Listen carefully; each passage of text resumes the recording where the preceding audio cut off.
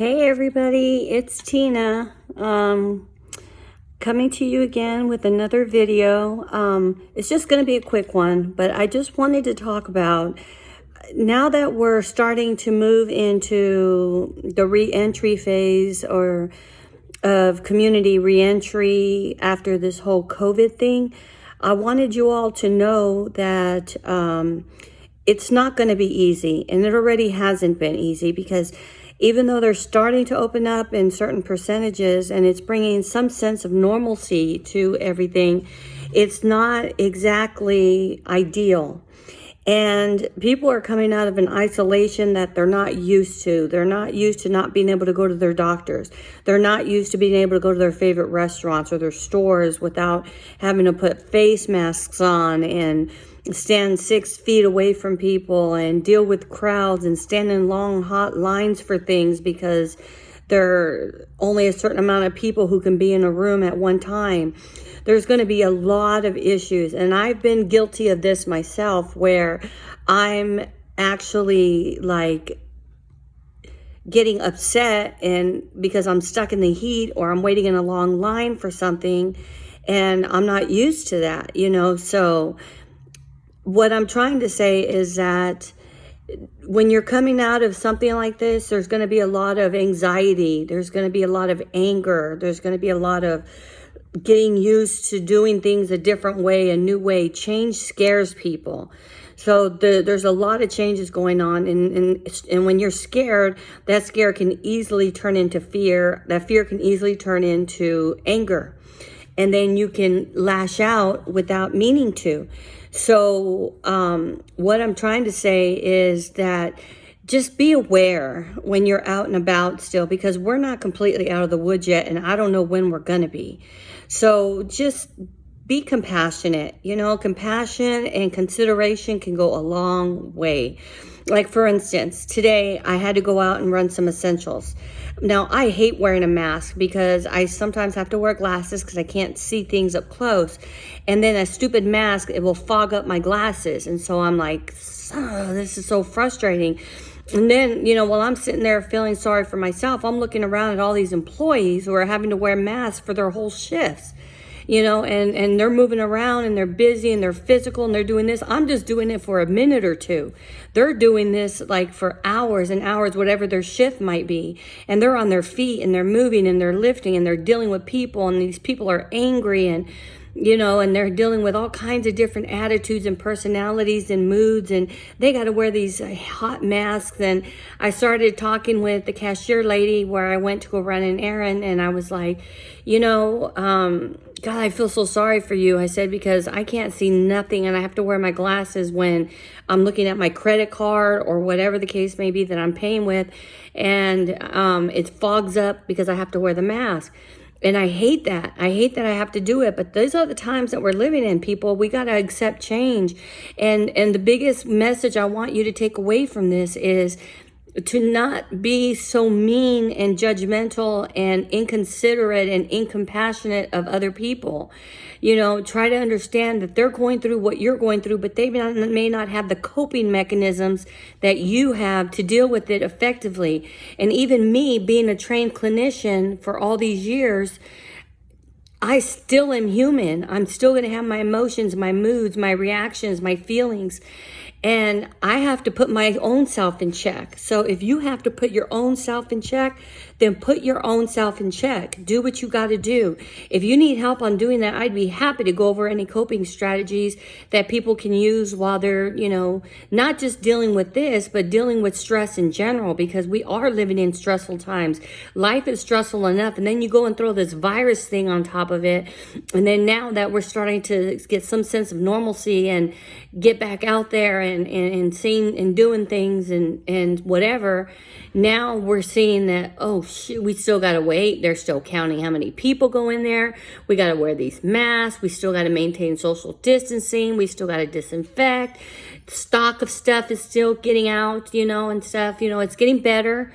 It's not as, people are not as panicked as they were initially in stockpiling things, but I learned that today because I had to go get some essentials. So And then when I went to get those essentials, it was things that I had forgotten to order, because I like to order from people who do delivery so that I can do my part in social distancing as well as if I can afford it. But I also like to help people earn their money. It's like spreading the love, you know.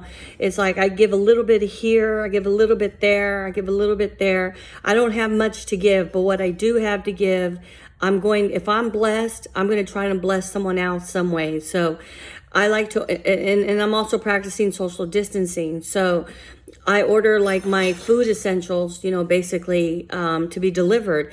And then that person gets paid for delivering to me. I'm getting the food essentials I need while social distancing, taking care of my health and the health of others. And I'm helping him earn some extra money. And then if I'm able to tip him anything, I know that that's going to help, because I've done that kind of food delivery stuff before. So I know that those tips matter, and that money that you make matters, because you're putting a lot of wear and tear in your car. You're having to go in there and pick out people's shopping items and do whatever. Luckily, this was a small order because I couldn't afford too much. But, you know, I still ended up giving him a little bit of a tip, because I just want him to know that I appreciate him as an essential employee. So then when I had to go run another errand and get some other items that were more like medication based, I thought to myself, you know, I had to compliment the staff. I was really polite, even though I could feel myself just getting edgy, and I don't want to deal with this. Is crap. This is crap. Why do I have to wait? You know, I had to try to be sympathetic and empathetic, and I had to put myself into the shoes of those workers. I tried my best. I mean, you know, being a clinician doesn't mean that you're perfect, okay? And even 34 plus years in the field doesn't mean I'm perfect and I'm not human. I practice what I preach. I have to, because if I don't practice what I preach, I will lose it. I literally will. So I have to practice the coping strategies that I have for many years taught my clients, to help them cope with their stressors, their psychosocial stressors, and any other type of stressors that they have to deal with their illnesses. So I have to do the exact same thing. So I encourage all of you to do the same. Find something that works. I mean, you got to imagine people who are used to going to the gym, people who are used to going to the movies, people who are used to going out for date nights and dinner nights and drinking and doing all this kind of stuff, and ways that they could, you know, let off energy and steam had been taken away from them because of this virus. And now that they're starting to get a little bit of resemblance of what their life used to look like, there's still restrictions that they have to put in place. So they're still not, it's not completely back to where they were used to. So try to have some consideration and try to thank people and be nice to people. Smile at them, say hi. You never know whose day you're going to make just by doing a really small, tiny, nice gesture, you know, like I did with the cashier. You know, I engaged her and we talked about the face mask, and I told her, thank you for what you do. I know it's difficult. You got to walk around with this face mask and deal with people from all over the place. When I had to get something out of the makeup counter and I had to wait for the lady, I was getting really flustered because she was helping somebody else and it was taking a while. And then I was like, okay, I'm not going to get pissed about it. It's not her fault. I had to do self-talk, which is a coping mechanism.